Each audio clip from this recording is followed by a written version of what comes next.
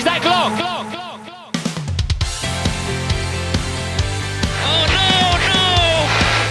Well, I'm tripping major nutsack right now. Oh, send it! Welcome to the world of winning. Hello and welcome to another edition of the Switchback Formula 1 podcast, coming to you, as always, after an eventful race indeed for the Hungarian Grand Prix. My name is Graham, and joining me today, as always, it is Valtteri Bottas' braking coach. It's Luke Holmes. Wow. Once again, getting me on point there, Graham. Hello, everybody. Hi, Luke. How are we doing? Not too bad. How's things? Very, very intense after that race. Let's say that. Very on edge. I was literally on the edge of my seat for most of that 70 laps, which felt like 4 hours long for some reason. I don't know why that race was so long, but in reality it wasn't. But yeah, decent apart from that. I think I've only just stopped sweating, but that's more so to do that I've been rushing back from a train station than anything else. But nerve-wracking race all the same. It was. Things are a little bit different this week because not only are we coming to you on the usual platforms like Anchor and Spotify, but also this week we are on YouTube. Hi, YouTube. We are a special shout out to Maze and the TTML YouTube channel for having us after race weekend. So we just like to say a big thank you for them for hosting us. Indeed. Huge shout out to the boys. Absolutely. The visuals you see on screen are also because of them. So, hey. Big up, big up. Thank you very much. And if you're new to all this, what we do here, we talk F1 and shoot the shit, and we go from there. Literally, that's what we do. We ramble about cars that race around a circuit for about an hour and a half each week. That's pretty good roundup, I'd say. Yeah, an hour and a half is never the intention, but it ends up being almost accurate, which is kind of worrying. I can see that this one goes to an hour and a half, if I'm honest. Yeah, possibly. With how much that there is.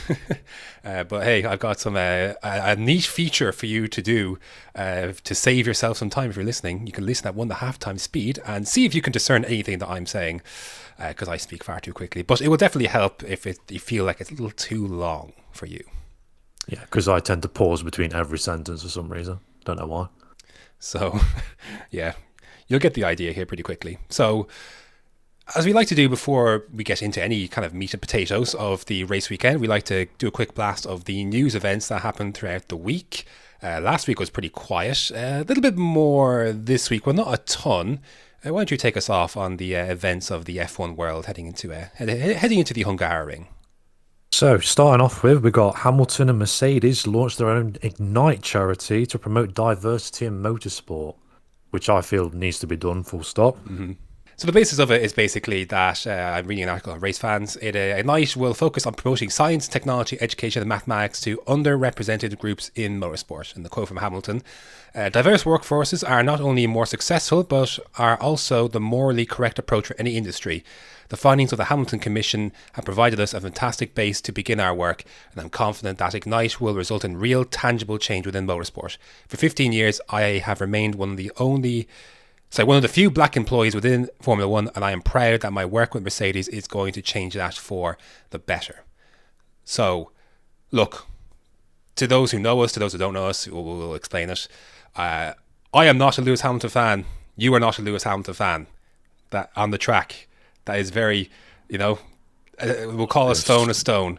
But I am in full support of what Lewis Hamilton is trying to achieve off of the track with his work to increase not only awareness but actual employment and diversity in motorsport. And obviously Mercedes have been at the forefront of that with some of their employees. I know one of them, I can't remember her name, I do apologise, but who works with Petronas, and she heads up a great department with Petronas. We all know Petronas at F1.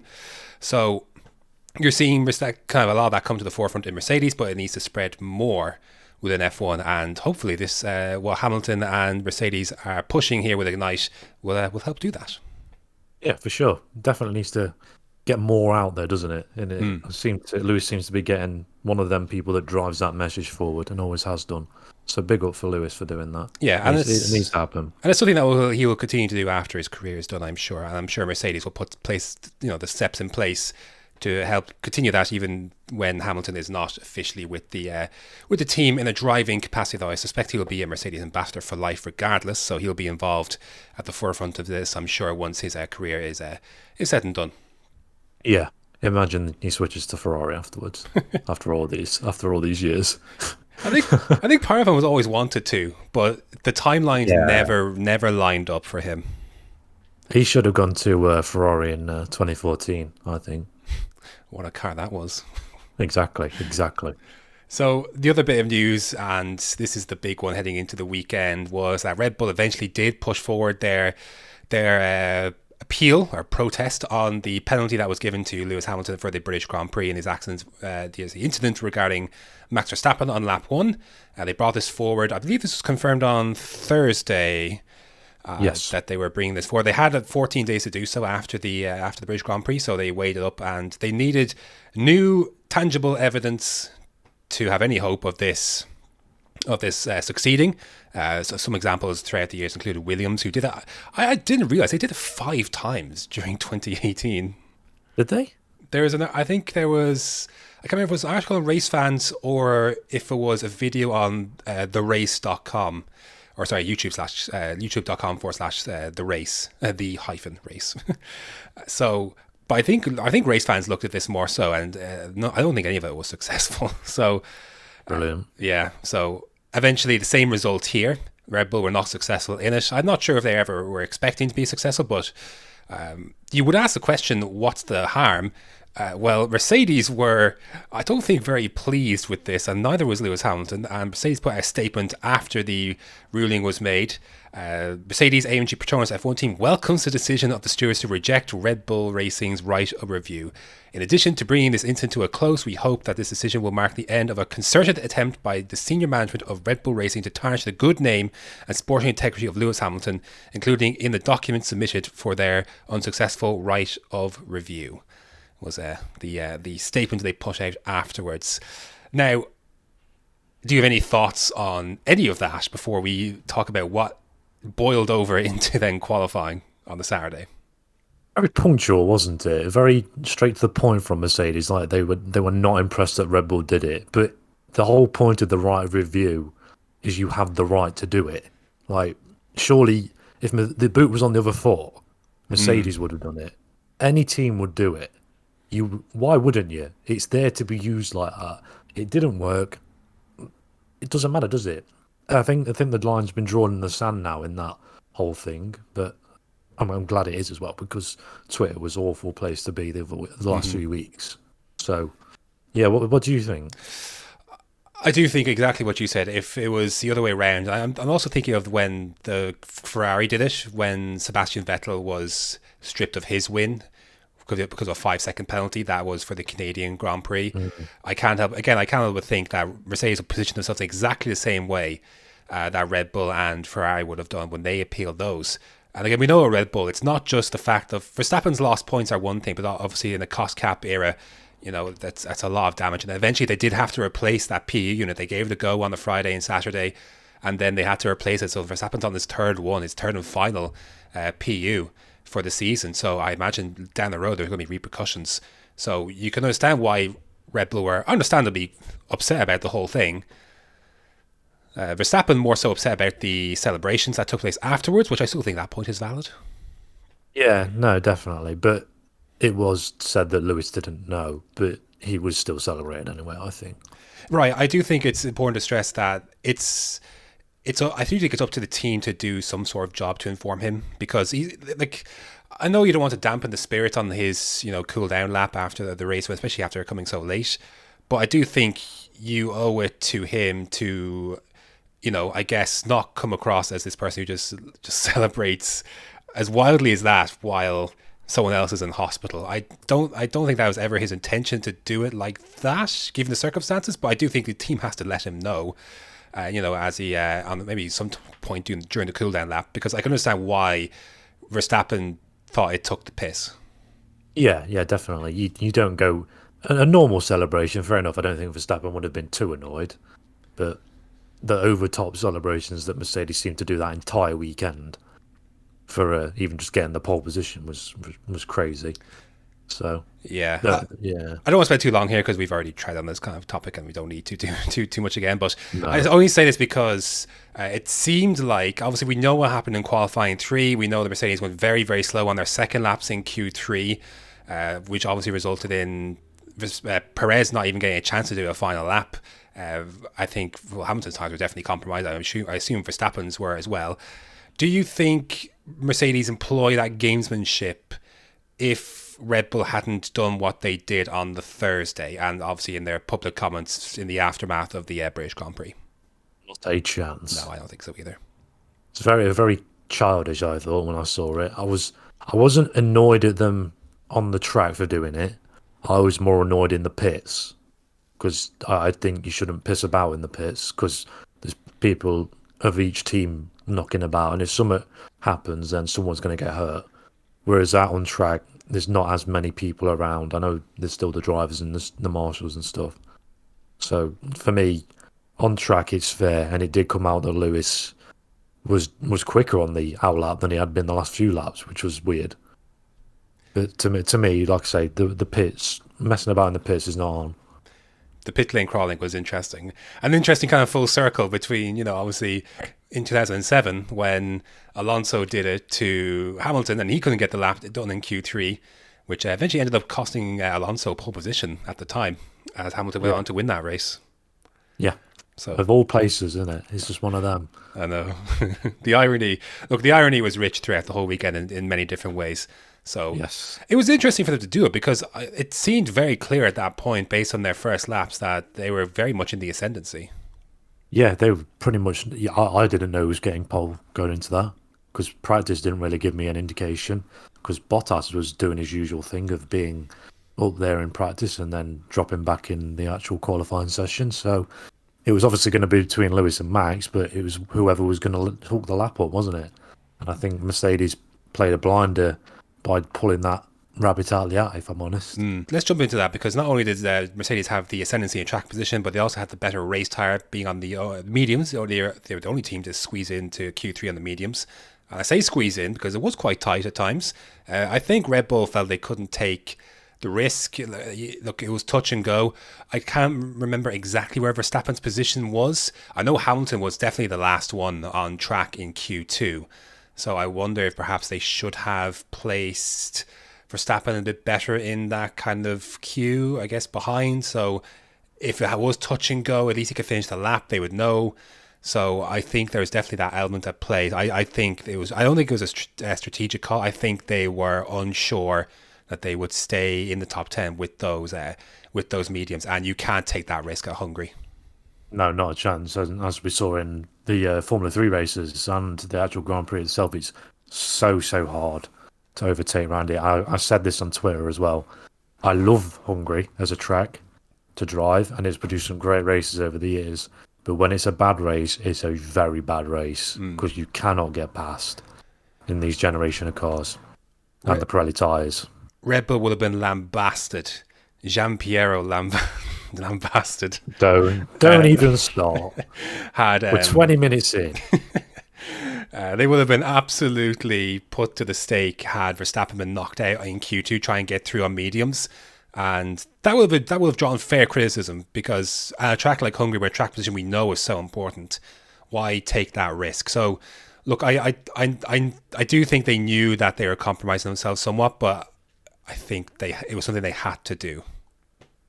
Yeah, definitely. I think they would have got away with it because I think Bottas finished in 9th and then Verstappen would have been like 8th or 7th or something like that. So they would have got away with it, but they could have just done a better job of putting Verstappen in the queue. And it was both in Q2 and Q3 that was the case. Mm-hmm.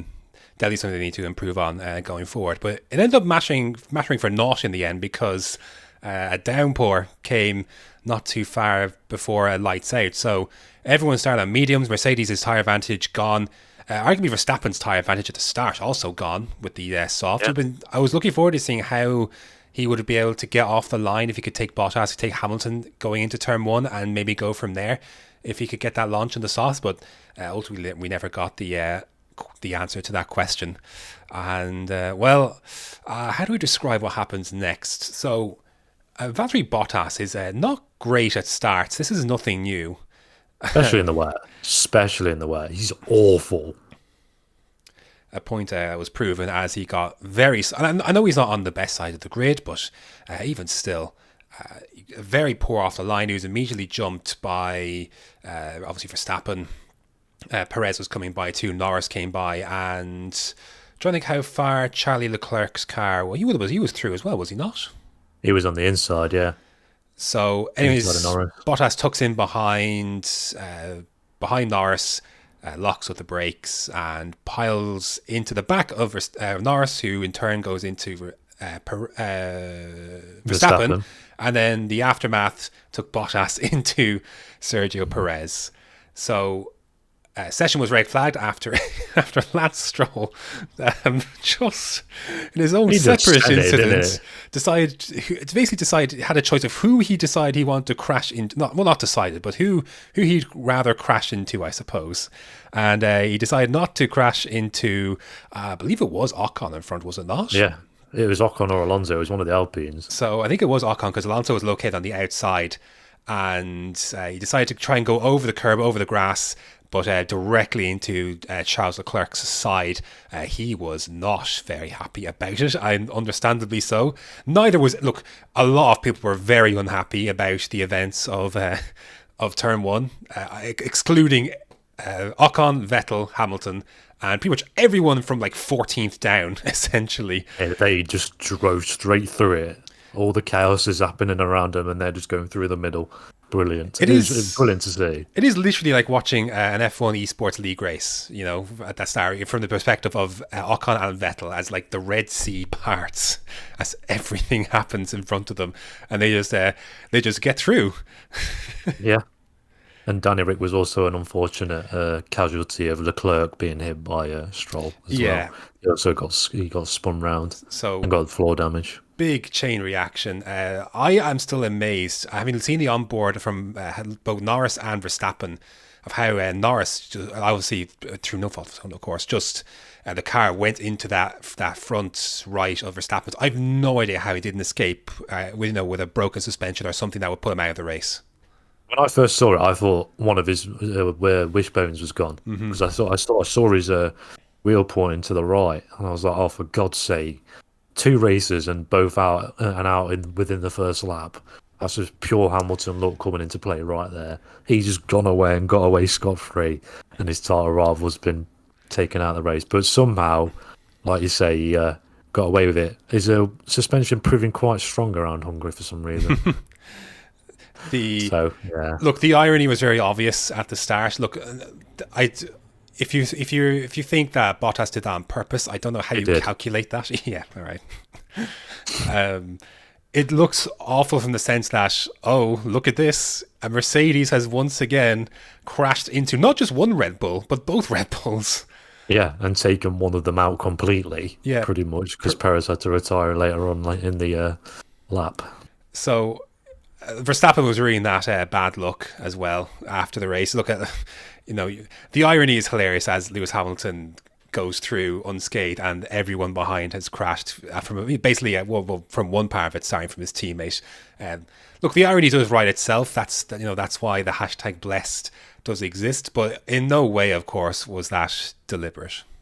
No, definitely not. It was just, I think Lando backed off not knowing where the braking zone was going into turn 1, because they had no practice in the wet. So Lando braked at the 100-meter board, which is probably about right in the wet, and Bottas just didn't. Just locked up and reacted to it pretty much, and then that was it. It was game over. Yeah, Norris was not happy. Leclerc was also not happy. Going onto Twitter very soon after the red flag was thrown over all the debris and cars everywhere. I'm talking about bowling.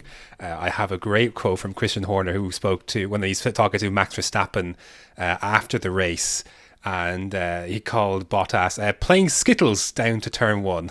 So I thought that was pretty funny. Safe to say, Bottas has earned that 2022 contract, yeah. Well, that was the other thing that came up as well. I was like, well, mission accomplished. Like, let's celebrate with a 2022 new contract. I don't buy into that, of course, but well, the Red Bull tyres have gone now for Bottas, surely.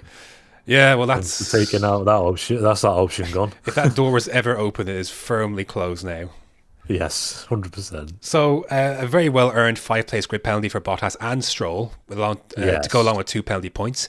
I'm going to be honest. I think that's extremely lenient. 5 place grid penalty for that. Norris was not happy.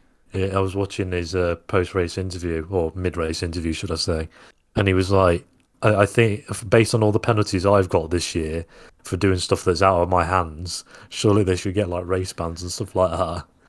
Well, this is the thing, you see. Grosjean got a similar thing. That was the thing I was going to say next, is that Grosjean got himself a 1 race ban for his shenanigans in Belgium in 2012. Now, a much bigger collision. But yes, on the spectrum here, that's one extreme.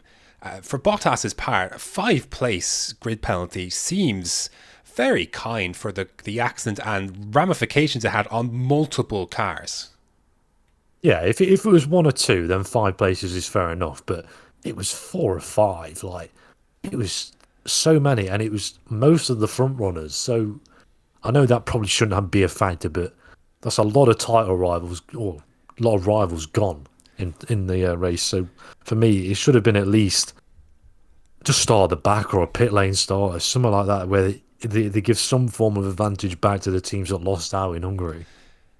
Yeah, I'm just reading a new article here on Race Fans where Christian Horner, the headline, Bottas, quote, did a great job for Mercedes taking out both of our cars. Yeah. End quote. So, yeah, he says in another quote from Horner, that's the brutality of racing, isn't it? I think that, unfortunately, you saw Valtteri make a poor start. He obviously misjudged his braking, and he's done a great job for Mercedes in taking out both of our cars. Talked about a significant amount of damage to both cars. Here's another quote. We lost another engine with Sergio, and obviously Max was then hugely compromised. And I have to say, the mechanics worked wonders to get that car running in, because just to get some of the pipes straightened on it for the fluids was an incredible response. Talk about pushing on from their bad luck from there. So, I'm sure that comment will go down nicely as well. With Mercedes. I can understand why Stroll was given 5 places. I just think Bottas should be on the hook for a little bit more than. And look, if the tables were turned, if this was Lewis Hamilton, there'd be calls for a race ban. So it's only fair we do the same for Bottas here in terms of that.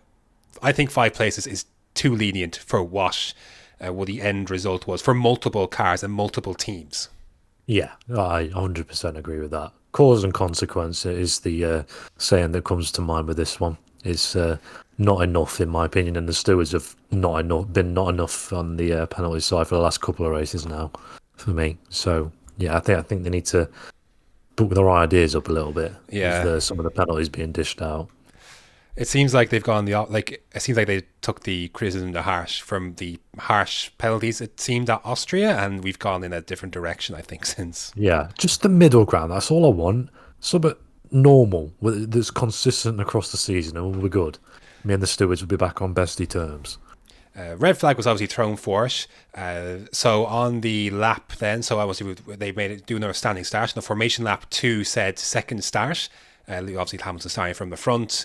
He decided not to make a stop, because you can't communicate. The team can't call you in to box. We saw this last year at Hungary with the Haas cars, and they got penalties for this, because you can't call you can't do that kind of communication on the formation lap. So it comes down to the driver, does it not, to make that call themselves and hope that your team has you've prepared for this contingency before you get back into the car. Yeah, the team's 100% not allowed to communicate, so it's all on the driver and going off what they're feeling on the track and what they hope the team has told them is correct, which is what Hamilton alluded to after the race.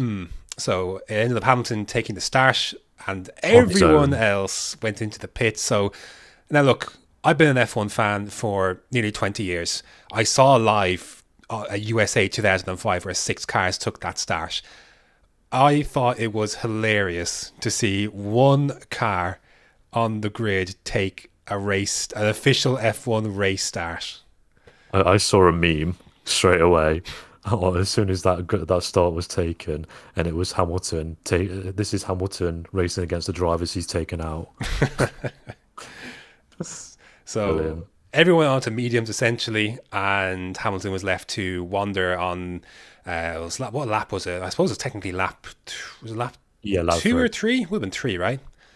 So as everyone else came out behind the pit lane on mediums, and then Hamilton obviously have to make a stop. Toto Wolff said it could be the correct decision to stay out on the inters. They thought there was going to be more rain. I guess this is one of the positions. I see where he's coming from, because in a sense, if he comes in, does everyone else stay out is the question. Like, if they have the unenviable, well, not unenviable, but they have the position that comes with the lead of being the first one to have to make that choice. Yeah, I still think he would have come in if he would have stayed out regardless. Sorry, if he was out on track. So if he's second or something, I think he stays out. The other thing I have to wonder is, I am surprised no one went back out, because of course under the red flag you can do a lot of different work. Obviously Verstappen, they try to fix as much of Verstappen's car as they could. They couldn't fix Norris's car under red flag, so he had to retire. But obviously you can change tyres under that red flag too. I'm surprised no one took the gamble, because if they had, they would have inherited the race lead when everyone else pulled into the pits at the end of the formation lap, and obviously when Hamilton pitched the late lap after. You have to wonder who could have won this race had they come out for that formation lap on the slick tyres. Well, it's worth mentioning that Giovinazzi pit at the end of the first formation lap at the very start of the race to go onto slicks when it was pouring it down with rain.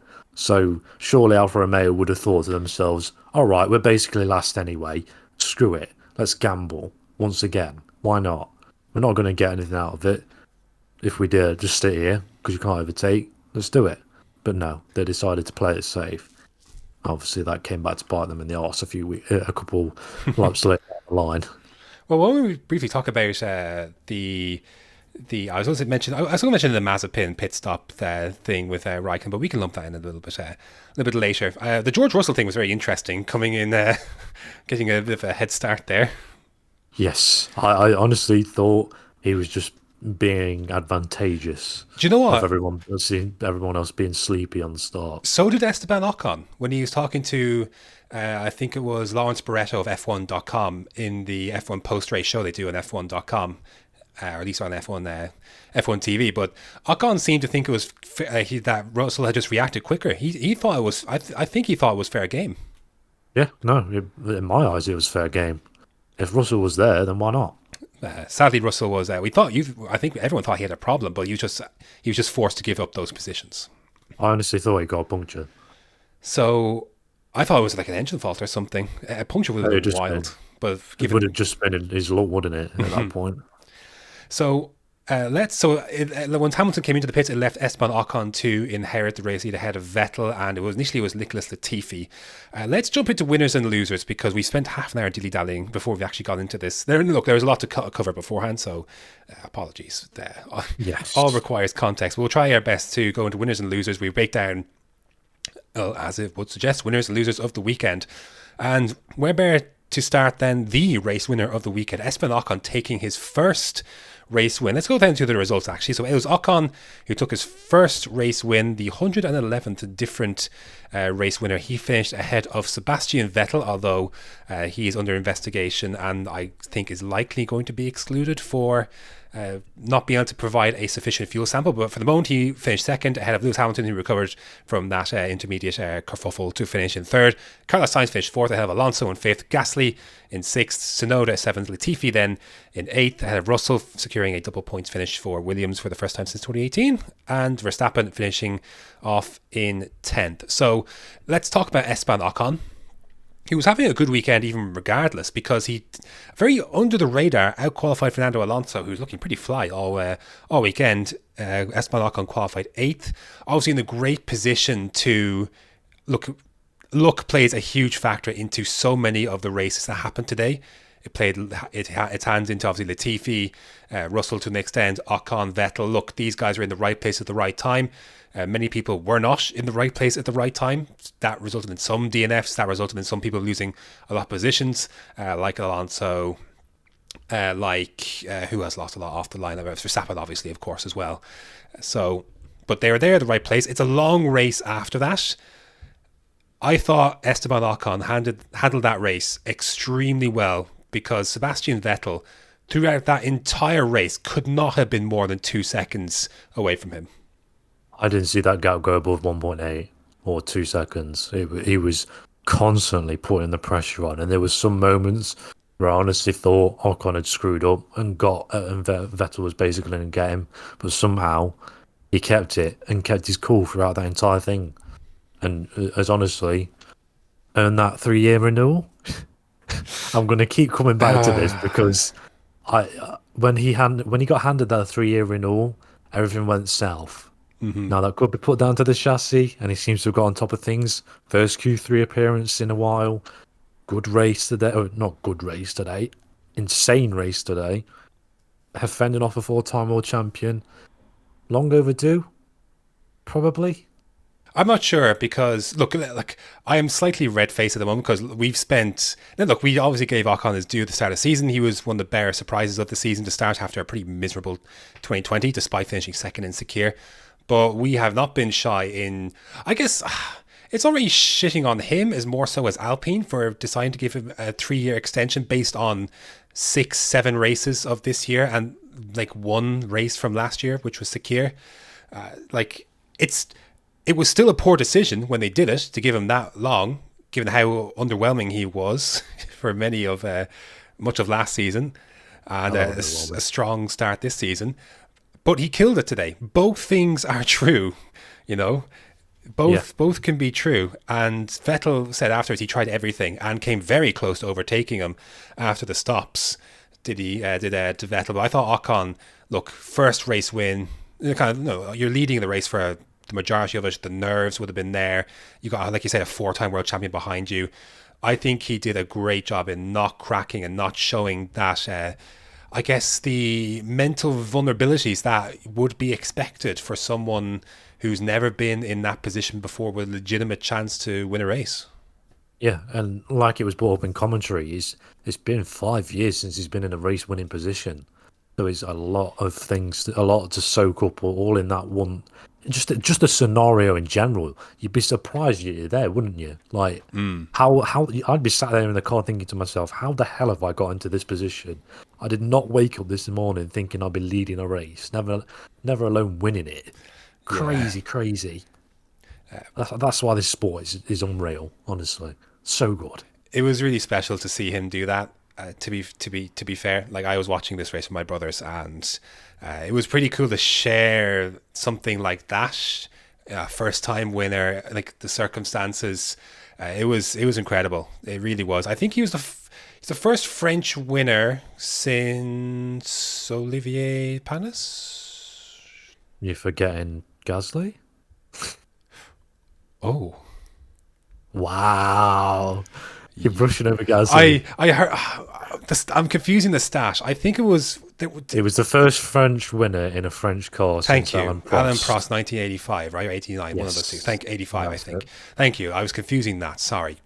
Holy crap! You need to Yikes! school yourself. That was poor. That was very poor. I do apologise. That was that's fucking. That won't be letting that one go in a hurry. I know. I'll be bringing that up every week. Thank you. I kind of earned it, didn't I? So Yes. yeah, obviously, it's seeing a first-time winner in F1 is always such a special thing, and thoroughly earned. Again, a large slice of luck involved. Again, as was the case for many drivers today, but he did a lot after inheriting that position to make that happen. And the team obviously did very, very well in handling their business as well when it came down to it. Do you think if that that Aston Martin stop was a bit smoother for Vettel, it was 3.3 seconds or so, that he was very close to Ocon when they came out, do you think Vettel gets the jump on Ocon if his pit stop is a bit smoother? If that pit stop is 2.5, Vettel wins that race. I think, in my opinion. Yeah, I definitely think that Aston Martin was quicker in race trim than it was than that Alpine, even if the qualifying may not have reflected always that way. Because I think Vettel was 10th, wasn't he? Ahead. Yeah, he was just in Q3 behind the two Alpines there. But it definitely felt like that Aston Martin was quicker in race trim, at least in Vettel's hands, compared to Ocon's hands in that Alpine. But yeah, I think so. I think it's such a fine margin, but I think if he's a little bit more alongside, like 0.8 more alongside, or half a second, whatever the case is, I think Vettel overtakes, and I think he leaves Ocon behind.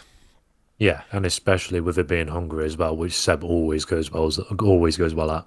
Throughout his career, he's done brilliant races here in the past. So for me, Vettel would have easily won that, unless Lewis got through on the Alpine teammate of Ocon's. So let's lump Alpine and Alonso as winners of the weekend as well, because my word, I think, look, Ocon won that race. He controlled what he had to control, but he probably does not win that race without his teammate giving one of the best defenses, car to car, a disadvantage.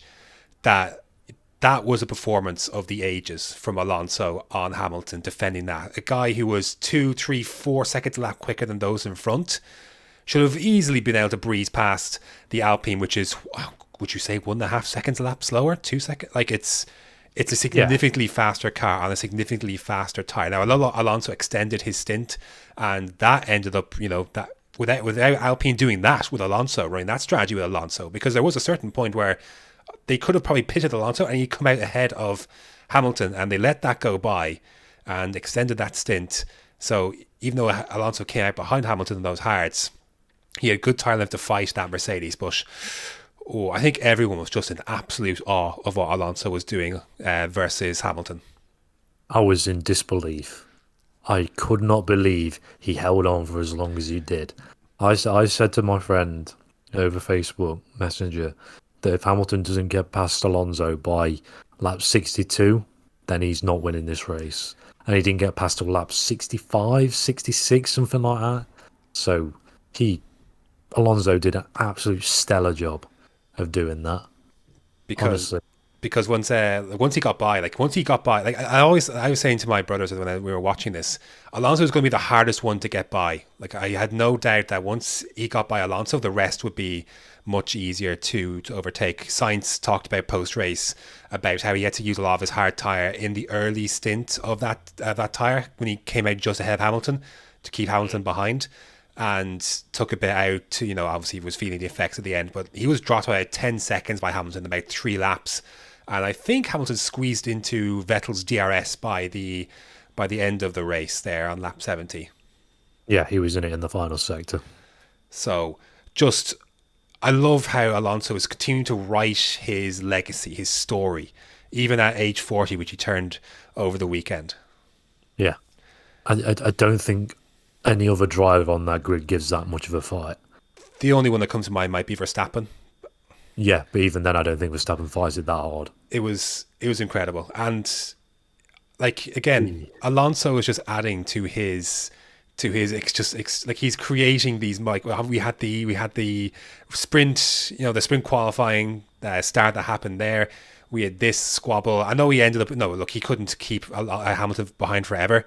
I think it was inevitable he was going to get by at some point, but just incredible stuff. And it's also go back to what Alonso was talking about. He talked about basically, he said he was almost racing too clean earlier in the season. And when he knows that other drivers weren't getting penalised for some of the manoeuvres that were being pulled on him, that really resonated with Alonso. Like, okay, well, I can't. And we saw a bit of that in Silverstone, didn't we, with Vettel? Yeah, with the weaving and stuff like that against Lando. Mm-hmm. Jesus Christ. Alonso was using everything in Silverstone to stop Lando getting past in the sprint race. So I think he's clicked on a bit. And these last few weeks, he's really, really come to light. And we're seeing the old Alonso. And oh my God, it's a joy to watch. It is. Absolute joy. What he's able to do just leaves me in awe. Like, it really is just incredible. And Hamilton, look, there was a lot of Hamilton whinging on the radio this weekend. He was not happy with Alonso's moves. I'm sure there'll be more to come on that, I'm sure. But I really think he was crying for no reason, because I didn't think anything Alonso did was particularly egregious. Oh, if anybody did anything to Hamilton, it was Sainz on the main straight. That was moving close. very late. Yes, that was very close. I know they were lapping another car, but yeah, but it's still, Alonso for me was very, very hard, but fair. It was on the limit quite a lot, but it was more than fair. and like Alonso afterwards, like he was so happy for his teammate and his team. Like he waited for Ocon to, who obviously missed the, he obviously thought it was qualifying and parked on the main straight and not go back through. I can understand why he'd be confused. I think in Austria they did it, didn't they? They went on to the they main changed. straight. No, after they the changed race. it all. So yeah, I can see the confusion. But he waited for him, celebrated with him. He called the result afterwards as the best result for the team, like the best day ever. Yes. Talked about his own, like, again, and he also acknowledged the slice of luck that put them there, but again, praised the team's execution of the race in general. So we just talk about, like, if we have a car that can fight at the front, basically, we've got what we need to be able to execute a race like that to, come through. Yeah, you got to give it everything, haven't you, in that scenario? So for me, if Alonso got a podium, that would have topped it off. It was fully deserved if he did get one, but unlucky that he didn't. But for me, that was probably Alpine's best weekend since Renault even came back. Yeah, arguably. And look, and it's also worth saying, like, that could have easily been Alonso winning that race today if his car was where Ocon's was. Like, that's how fine the margins were today. It could have been, and look, I think a lot of drivers, I know Gasly was quite disappointed after the race, even though he, recovered to 6th place with fastest lap. He, and I know Sainz as well. These guys know that could have been them today, where Ocon was, and Vettel was, and Hamilton was possibly as well. Yeah, but that's the thing. These things can happen anytime, anywhere, and certain people look out from it. So to me, it's just one of them things that they can't take it too hardly. So it'll probably happen again very, very soon. These races come up quite often now. We didn't have them for quite a long time, and then suddenly the last few years they've sparked up quite a lot. So, and to me they're the best kind of races, because I love seeing mixed up podiums rather than the boring standard Verstappen, Hamilton, Bottas podium that we've gotten used to the last 3 years. It kind of kicked off with that Brazilian Grand Prix in 2019, didn't it? Yes. And kind of carried through with some mad ones in 2020, and even more so now in 2021 as well. Yeah, we've had quite a few. At least 6 off the top of my head that I can think of where they've been all mixed up. This is the 3rd one this year. Oh gosh. Hungary, Monaco, Baku, Imola. Yeah. It's a bit mixed up. If you could put Norris on there. Anyone that's not the normal people on the podium is a mixed up podium for me. So look, you get luck in one sense, but I still think when they got to that position, they did a really, really good job. And what it means for Alpine is that we've talked about this little scrap for P5 for a couple of weeks now. It means they jump both AlphaTauri and Aston Martin into 5th place on 75 points, and Aston Martin on 5th and 6th place with 66, AlphaTauri on 64 as well. So even though there was like double points finish and solid double points finish for AlphaTauri and 18 points for now, at least, with Vettel, losing that now would be a big blow to Aston Martin. Yeah, and I don't see them clawing that back either, unless Alpine go back to being the most inconsistent team in Formula One. You never know. But for a moment, it's Alpine who moved back into 5th place. So yeah, really good stuff there for them. Who else do you have as a winner of the weekend? Now we've got the Alpine stuff out of the way. We've got to say, haven't we? Lewis is kind of the for regaining the championship lead. 100 was it 100 poles as well? No, that was pole 101. 101, right? Okay, yeah. He's looking for a race win 100. 100. That's right. Yes, that's it. So definitely winner of the weekend for the fact that he's back in the championship lead after being 30-something points back after 2 races ago. Even though Mercedes has took his title rival out both races, but we'll brush over that. For me, I don't think he can be mad because he seemed quite displeased on the when he came back into Parc Fermé after that race. 'Cause when he keeps his helmet on, he's not happy. So for me, It can't really be solely, in my opinion. Yeah, look, we said before Silverstone and Hungary, these were two hugely important races for Mercedes. They were 33 points behind in terms of drivers, over 40 behind Red Bull in the constructors. They head into the summer break leading both championships. They're 10 points ahead of Red Bull and the constructors. Hamilton, for now at least, is 6 points, I believe. 6 points ahead of Verstappen. So, look, I know it's not ideal. They didn't win the race, but arguably this situation that happened in the race worked out better than it would have if the normal events were to take place, because Hamilton's gained 14 points over Verstappen, whereas if they finished 1 and 3 like they started the grid, Verstappen in third, Hamilton first, he's only getting 10 points in that scenario. Maybe 11. Possibly 11 with fastest lap. So Mercedes, look, they have had enormous luck this season with Hamilton's car, because they were handed an absolute saving grace in Imola when Hamilton was a lap down and nowhere after his own mistake put him in the wall at Imola. Ironically enough, his teammate was involved that day with Bottas. They got the red flag.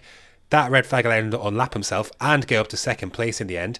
That was 25. That was basically almost not 25 points, but certainly 10 plus points, possibly redeemed from possibly what it normally would have been. In Baku, Verstappen obviously crashes out of the race lead with the Pirelli failure.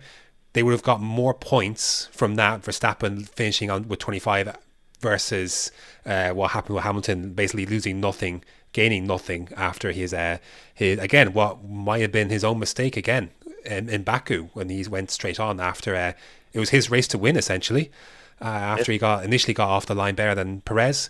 And then, here today, again, instead of outscoring Verstappen by 10 or so, it's 15 and may even be 18 points he scores in terms of total points. Again, outscoring Verstappen by about 14 for now, 16 if the results change and Vettel is disqualified.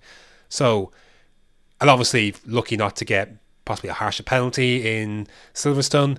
They should be extremely, extremely happy to be where they are, because they've had big slices of luck to get them to where they are right now compared to where they were just a few races ago. Yeah, and to say they've not developed their car, quote unquote, not developed, seem to have found a good chunk of pace from somewhere. Funny that. It's all smoke and mirrors. This is too intense. Neither team are going to let this go. They're both going to say they're not pushing development or compromise their 2022 car, but neither can admit to let this go. So it's going to continue. They're going to continue to bring you updates. They're going to continue to say they're not doing this is all planned or whatever. And whether it compromises them, we'll see. But I don't think Mercedes are the team they're going to let this go lightly, and Red Bull aren't going to let this go, because this is their best chance to win a title since 2013 as well. So this development war, I think, is only going to continue, even though they're saying the opposite of that. Yeah, definitely. You'd be stupid to let a title go when it's there on the plate. Stupid. Yeah. So I don't believe anything that comes out of Toto Wolff's mouth for a second when he says that, and going to take the same approach with Christian Horner as well. So everyone down below them, McLaren, Ferrari, Alpine, etc., they should be licking their lips at that this fight is back on, because it can only mean they're going to put their attention on this. They have to. They can't. It's not in their nature to let this go. Yeah, you've got to take the opportunity when it's presented to you. So for me, they've got to keep developing. So. Unless you have any other thoughts to say about Mercedes and such, we should move on, because this is going to be our longest one yet. I've no doubt. Yeah, should we move on to Seb? We kind of mentioned Aston Martin and Seb. Not much more he could do from his position. Again, very much inherited a good position behind Ocon. Tried everything he could. I'm skeptical to call him the winner, because he still might end up being disqualified. Yes, but this is not through his own fault. Him as a driver, for me, he's a winner based on his performance on the track. So, excluding the pen, I will be classing him as a winner of the weekend. Yeah, second podium this season. Obviously, wanting, as well as Hamilton, of course, wanting to really push home this. I don't have the full details of it, but obviously there are certain laws that are brought into Hungary. Hamilton and Vettel have been very much against this. They've been pushing a message, obviously, for equality they have all week long. The Vettel sporting LGBTQ colours and pride colours on his helmet and shoes and T-shirts, which he was warned about, as well as other drivers that were warned about, given reprimands after the race. And Vettel's response, I think, is top class. Like, they could disqualify me, I don't care, I'd do it again. Yeah. And then, unfortunately, it's like he's getting disqualified anyway. Yeah, for a different reason. So yeah, obviously we know Seb likes, obviously very much alongside Hamilton in this drive for diversity and equality, and again we fully support that as well. Yes, 100%. Let's move on to Williams, who I think are probably next in line for a winner of the weekend, because they not only had 1 point scoring finish, they had 2. With the Latifi finishing in 8th place ahead of Russell in 9th. Now, that will tell a certain story, but Russell asked Williams to compromise his own race and prioritise Latifi's, which I think says so much to Russell's character. And, for someone who's likely not going to be with that team next year, he's been embedded in that team, in their struggles. He, as much as anyone else, wants to see them score points. It doesn't even matter who it was, even if it wasn't necessarily him, or at least him being the lead car. Speaks a lot to George Russell's character, and something Mercedes, I'm sure, will be keeping a close eye on in that regard as well. Yeah, have you seen the clip of him in tears after the race in an interview? Yeah, he was very emotional, very reflective. I was speaking to Lawrence Barretto as well. I know the tearful clip was with, I can't remember the publication of the network that he was speaking to. I think it was a foreign one, but yes. He was very reflective, very emotional after the race. Talked about the journey that they've been on. It's the team's first point since 2019, which of course came with Kubica through disqualification to the two Alfa Romeos that day. 30-second penalties, I believe, for Giovinazzi and Raikkonen. I think for instructions on the formation lap on that wet race as well in Hockenheim. Alpha do not go well in wet races. Ironically enough. And Latifi compared the race this year to what Haas were able to do last year, because this is one of the few races that Haas did score points at, despite getting the penalty for the communications on the formation lap in the conditions. So Latifi was over the moon. He drove a good race regardless. I know he had the track position, he could only fall so far, and he almost did blow a 20 or so second lead to Russell come the end of that race. But he looked, it's the best that he's looked in F1. I don't think that race... Do you think that race has any impact on Latifi's future in F1? Because I'm inclined to think no. I'm swinging towards no, but there's something holding me back. You know what I mean? I just have a sneaky feeling if he's consistent now to the end of the season, he's like within a certain range of Russell, they'll keep him on. Right, they've talked about, like, obviously as something along those lines. If he can kick on from this, from in second half of the season. So, but the big thing that does for Williams is it jumps them up to 8th place in the constructors ahead of Alfa Romeo, who could not score any points today with Raikkonen finishing 11th. Now that will turn into 1 point if Vettel is disqualified.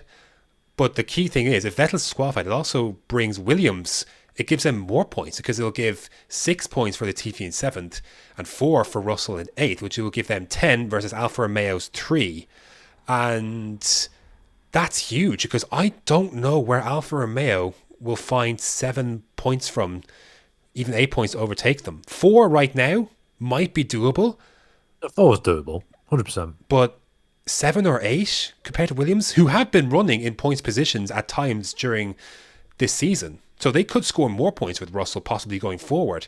This is assuming they don't score for the rest of the season. At least Alfa Romeo in a big spot of bother. Yeah, and to be fair to Alfa, I think they've been a little unlucky and a bit with certain things. They've been 11th for so many races. They've kicked on a hell of a lot to get back into that midfield pack this season. They're just quite not there yet. They're so close to getting to the back of that AlphaTauri and Aston Martin and Alpine battle. Just slightly off it, just a little bit too far behind. But they are there, and if something happens, then I think they're there to pick up the points. But I also believe the 7 point or 6 point gap or whatever it'll be is just too much. 4 points, fair enough. I think they could do that if they get a few 10th places throughout the rest of the season. So it's one to watch for the rest of the season as well, isn't it? Yeah, and we talked about some of the stuff at Alfa Romeo last week as well, and how Fred Vasseur has viewed them, and they have been unlucky. They have breached a big gap, but results like this, where they come in freak circumstances, it's going to leave them in a tough bind going forward. But yeah, they've got a lot of work to do, and they have been unlucky. Obviously, like today, obviously, I don't know how massive a bearing it had in the end on possibly points for Raikkonen, who was given a 10-second penalty for Alfa Romeo releasing him into Mazepin, which did Mazepin's suspension in and put him out of the race. So kind of the team let Kimi down in that from that perspective. But I don't know what happened to Giovinazzi today. He got a penalty for speeding in the pits on when he came in on the first start. On the end of the first formation, he got a speeding in the pits penalty, so he had to do a 10-second stop go as well. Okay, that'll explain why he was so far behind. Yeah. I missed that one. The Italian Jesus himself.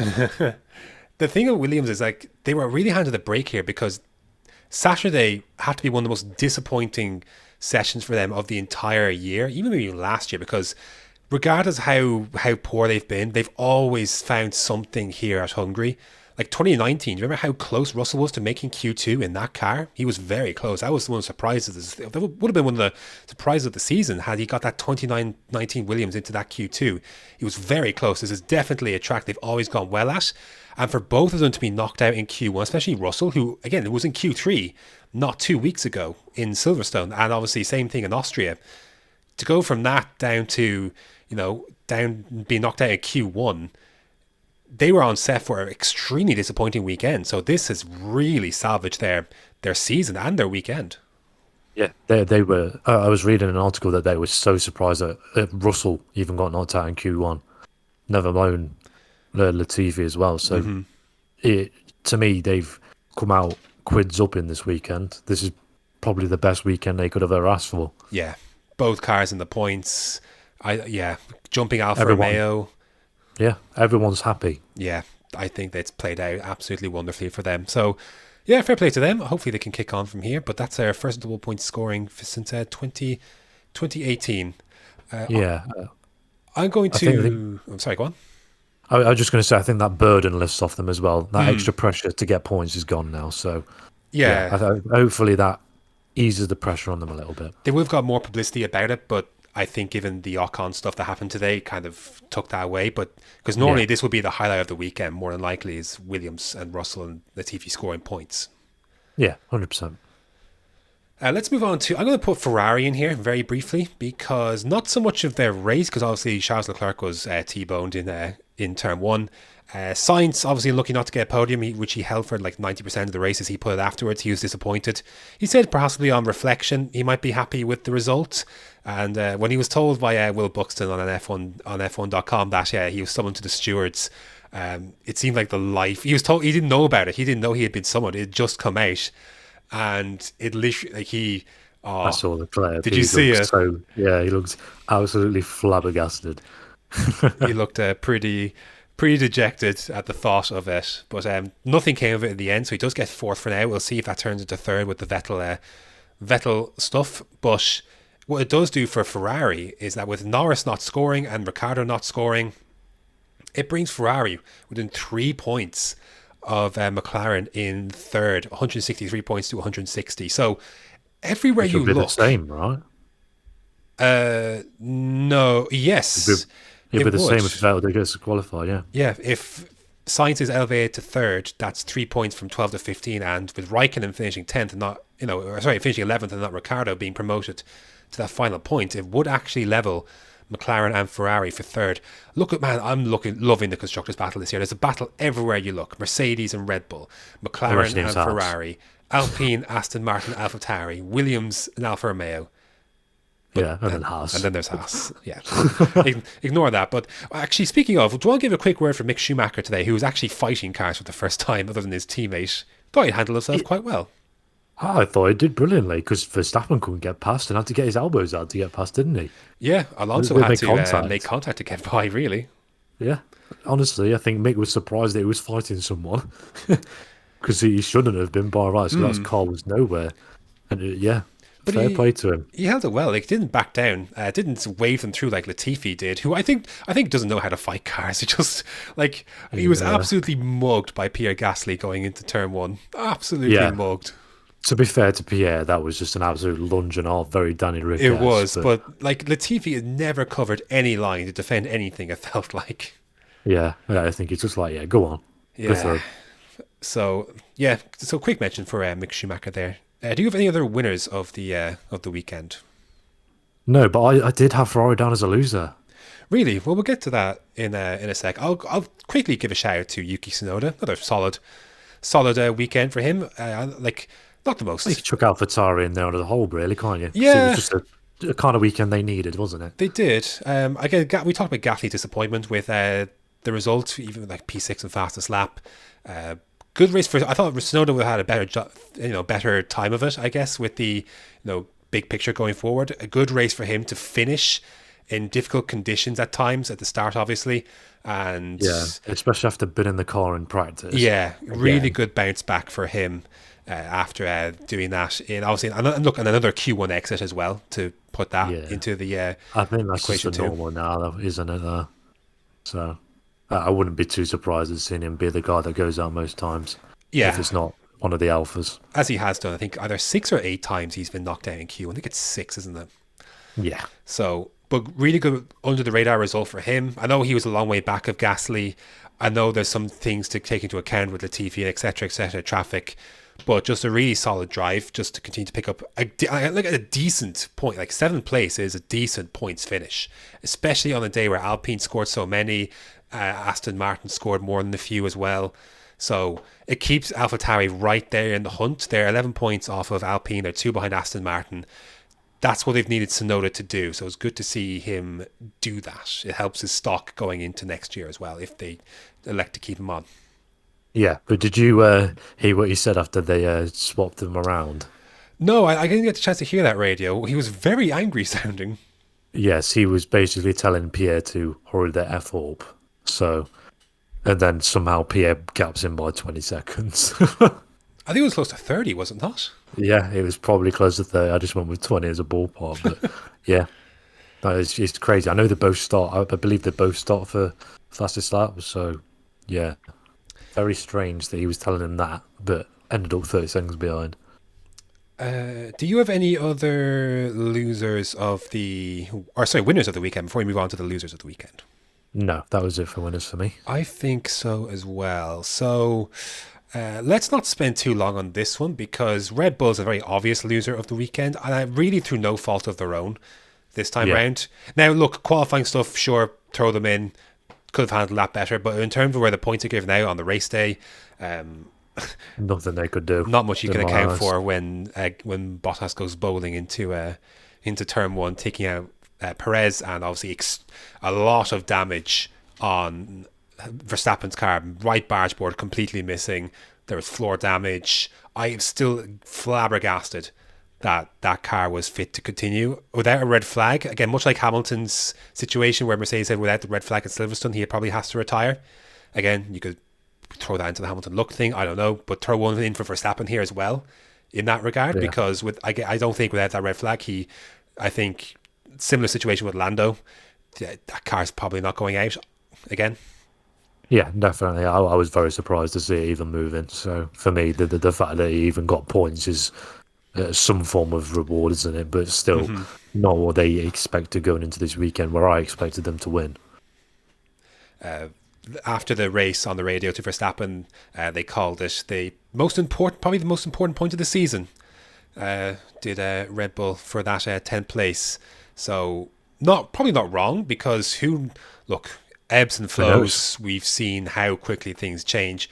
Who even knows how much that point may matter? So I do think if they weren't contending for points, they would have retired that car. But once Verstappen eventually got past Ricciardo, he was behind that McLaren for a long, long, long, long time. Yeah. But the message to Verstappen afterwards, look, there's a long way to go. And there is. That's the Christian Horner said afterwards. There's a long way to go. And he's right. Like they've been desperately unlucky to lose the situations that they have with Baku, Silverstone.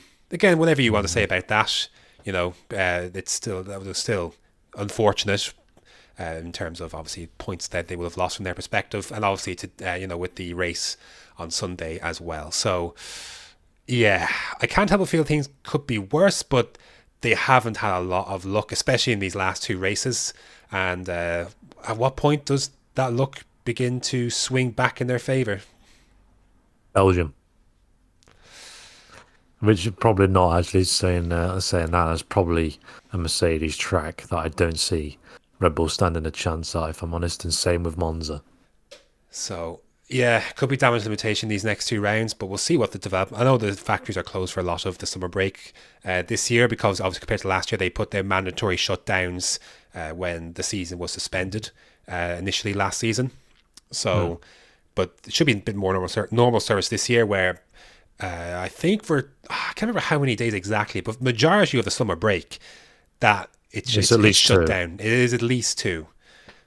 So not a ton of work. Well, no work is allowed to take place in those 2 weeks. So we'll see what happens when they get back going and what they bring to Belgium. But yeah, rough stuff for them. Again, lucky they're not too far away in the constructors, only 10 points. But again, they should feel pretty aggrieved given the advantage they had not 2 races ago. Yeah, this is pretty damning, isn't it? So yeah. Before you get to Ferrari, I'm going to lump in McLaren as a solid loser of the weekend here as well.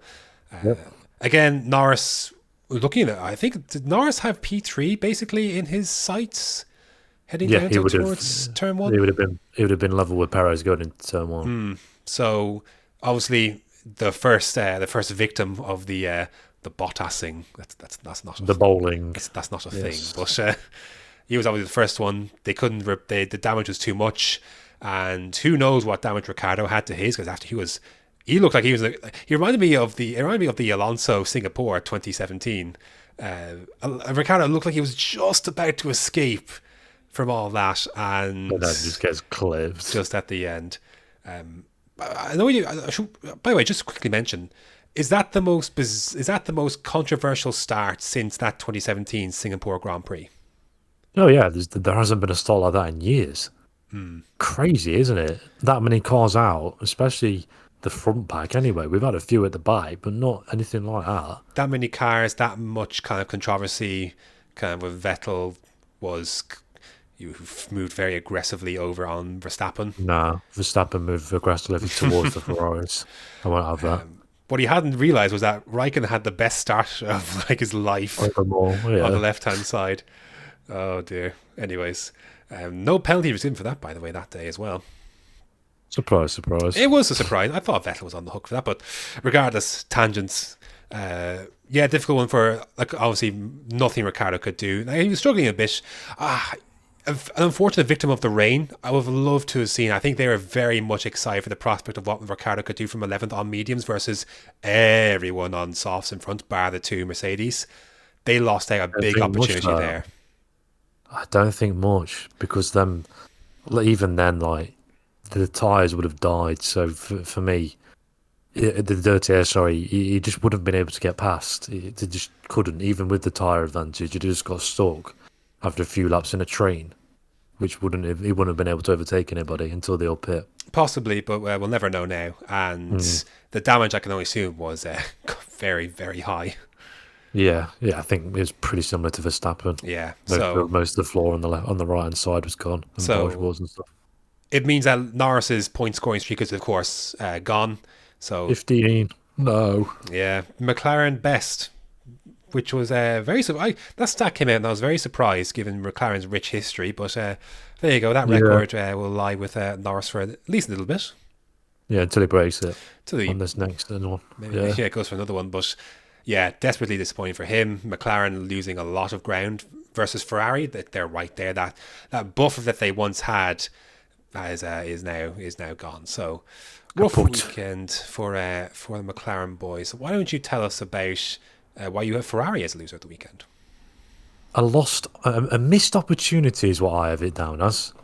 Mainly because, right, obviously, we'll go back to qualifying. For me, they should have got both cars through to Q3. Now, I know the circumstances behind Carlos losing the rear was due to the wind and the tyres overheating and him ended up in the barrier. Also, don't know how that car survived that incident. I honestly thought it's never moving. Somehow, the Ferrari kept itself intact. It was bizarre to see. He tried. Yeah, and then obviously the wing got stuck under it. The wing was the only thing stopping him from coming back Yeah. around. And then so there's that. If he'd qualified further up, who knows where he could have finished in that race? Because he'd have probably likely have been in front of Ocon and Vettel. Obviously, you've got Leclerc being taken out of turn one. He was basically second behind Hamilton. For me, they have lost out probably a race win there. So if that's why I've got them down as a loser. I know it's not things that's in their control. Is why they've gone out and not got what they should have done. But it's just frustrating being a Ferrari fan when a win's there on the cards when we've not had one for a couple of years, and then it's there on a plate and we're just not there to pick it up afterwards. I'd hate to be a McLaren fan knowing that kind of thing. The only counter argument I'd have to that is that arguably Sainz starting where he did probably helped him on Sunday, in the end. Who knows who knows what part of the melee he ends up in if he's, close to where the Leclerc is. But being further, look, we saw how many positions were gained. Like Latifi was up to third from 17th. Yeah. Tsunoda up from, Sainz was one of those big rises as well. It just was a day that so happened that if you were further back, you were protected basically, or you had a great chance to vault up that the order. So I think in retrospect, being back there probably helped him. Under normal circumstances, it would have been. It was disappointing not to see him there because I think he could have made life very comfortable for. Well, he did make. He was making life uncomfortable for. A lot of teams made life uncomfortable for Mercedes and Red Bull in Q2. Not having Sainz in that mix, does Bottas probably have to set a time on softs? Yeah, probably. If Sainz is in the mix, it's too close in 10th or so. Where, I know Bottas was like 9th or so in Q2, but you probably have to do that if Sainz is in the mix and up there too, because Leclerc had just gone second in Q2 on those softs there, and Sainz was likely to do something quite similar to that as well.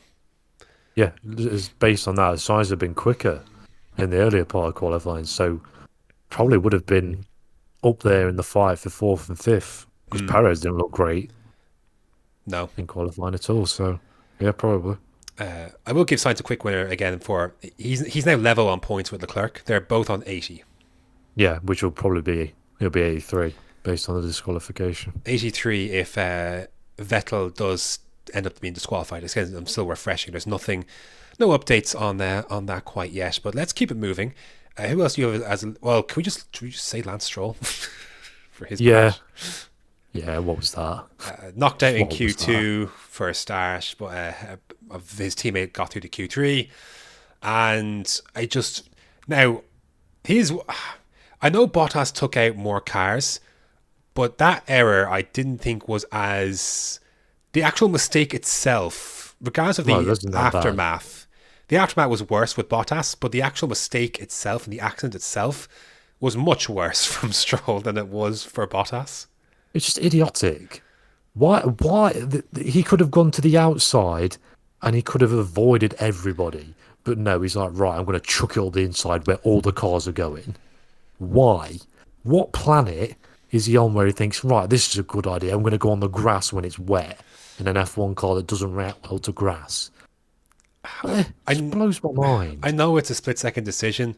I know he basically ended up having to choose between Ocon or Leclerc, but just a rock in a hard place, but a place he probably shouldn't have been in to begin with. So not great, and a well-earned 5th place grid penalty for that as well.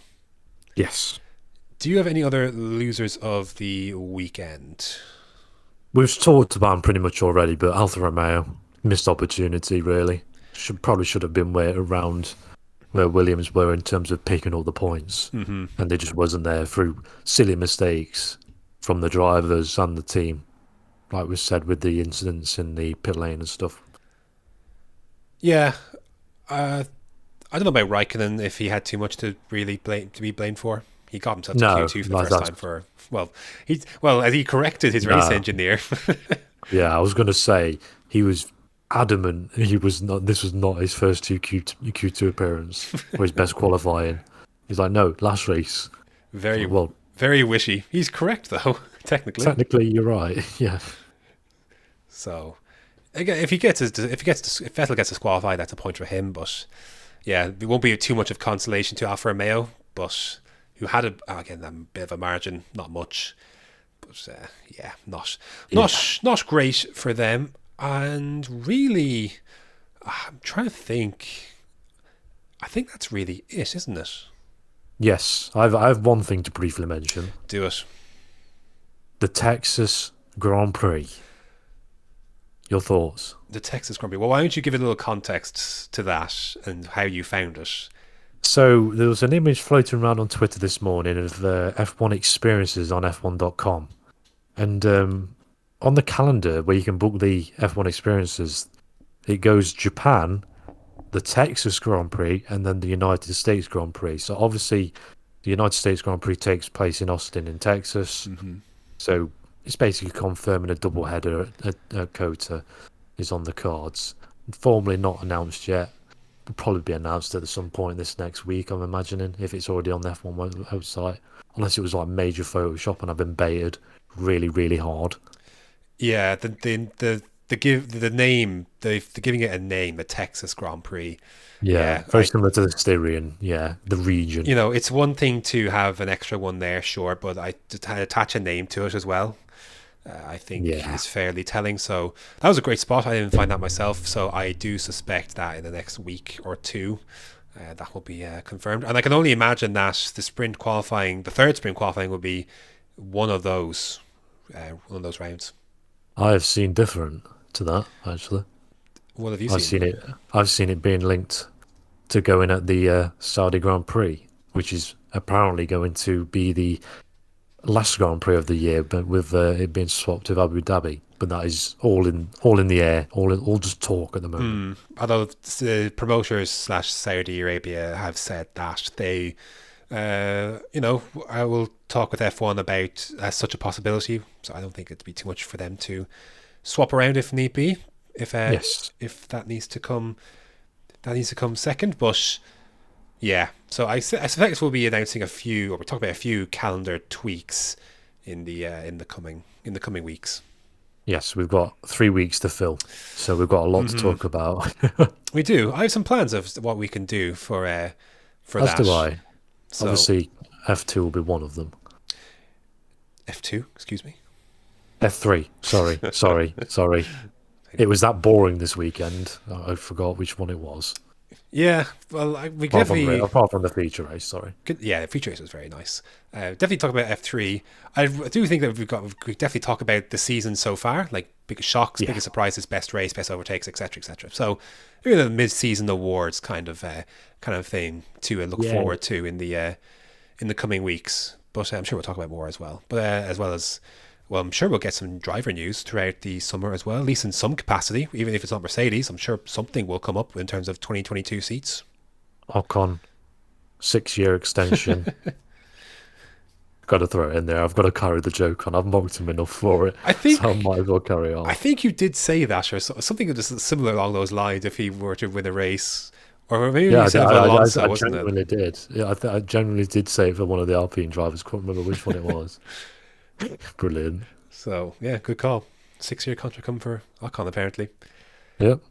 Do you have anything else to add on the very action-packed Hungarian Grand Prix? I think, all things considered, we've done decently well to keep this where it is on time. Yeah. Race rating before we go for rating out of 10. Oh, shoot, it is almost that time. Rating out of 10, I'm going to give it a 9.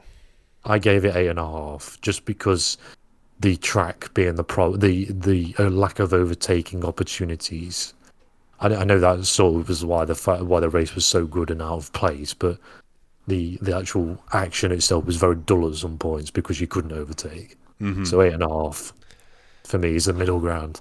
Yeah, on a very good race. Yeah, I think so as well. So I'm still refreshing here. There seems to be no news of the Sebastian Vettel potential disqualification, but if it does come, then that will give Hamilton a 8-point lead heading into the break instead of 6, with a few extra points gained there. So so a lot to look forward to for the second half of the season, but we won't be going anywhere. We've got plenty of stuff planned for the summer break, so look forward to that. My thanks to you for listening, especially if you're listening for the first time, you've come this far. And if you're watching with TTML, I can only thank you for coming over. I hope you come back for more. Be a bit less, a little less congested. Lengthy. Yeah. This on other weeks, but there's a lot to discuss this week. So do accept my humblest apologies. We do try to keep these under an hour, but the races haven't always allowed it. And I guess that's a good thing in its own way. It is, definitely. So, yeah, that's going to do it for this week of the Switchback Formula 1 podcast. I've been Graham. I've been Jean-Pierre Jabouille. And, really pulling one out the back. And we shall see you next week. Goodbye.